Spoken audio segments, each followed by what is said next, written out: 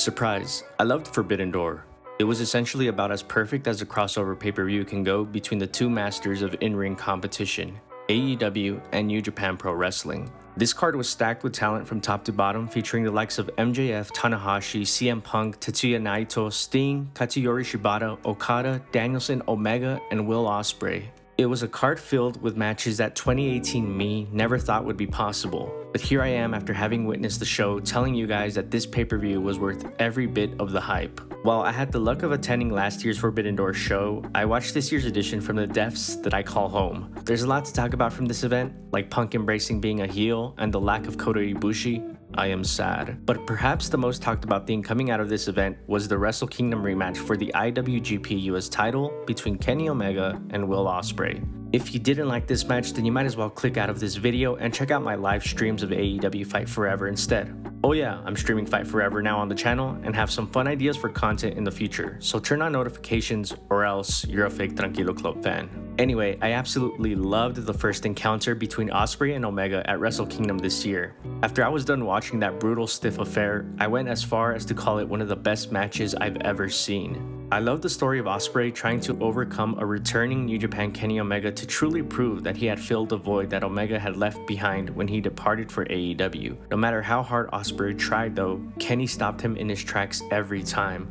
Ultimately, Will failed to prove to the world that he was truly able to call himself the successor to Omega. Naturally, I think we all expected the rematch at Forbidden Door. This time, Kenny Omega would have home field advantage as the event would be taking place in his home country of Canada. In front of a sold-out crowd, the stage was set perfectly for the sequel to what I had considered my match of the year up to this point. While the first encounter at Wrestle Kingdom was very much a New Japan style match, the sequel at Forbidden Door was more in line with what you would expect from a big match on pay-per-view from an American company. What set it over the top though was the pacing and the storytelling. Ospreay had a point to prove. He wasn't gonna let himself get little broed by Kenny Omega again. But Ospreay had to pull out all the stops, which included bringing out Omega's former mentor and manager, Don Callis. Callis tried to play a part early on in the match but was eventually banned from ringside.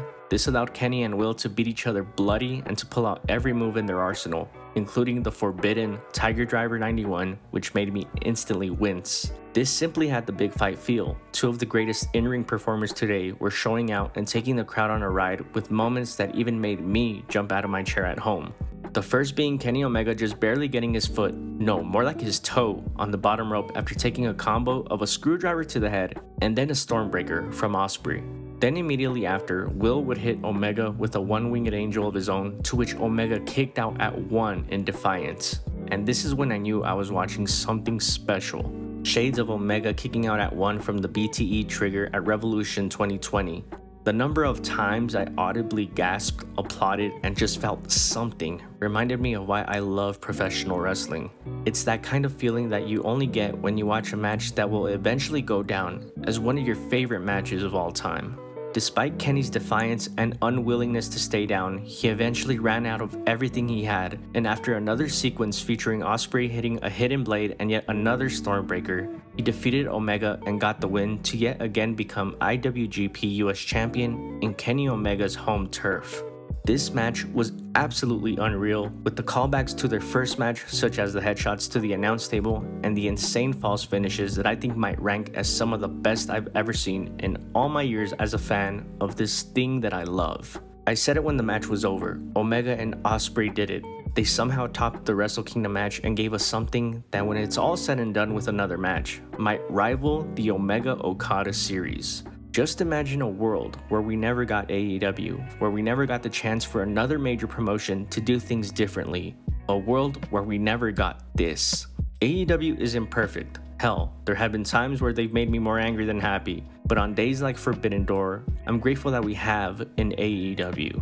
I'm grateful that there's a promotion that crosses over with New Japan and does it for the love of wrestling, not for any other ill intentions.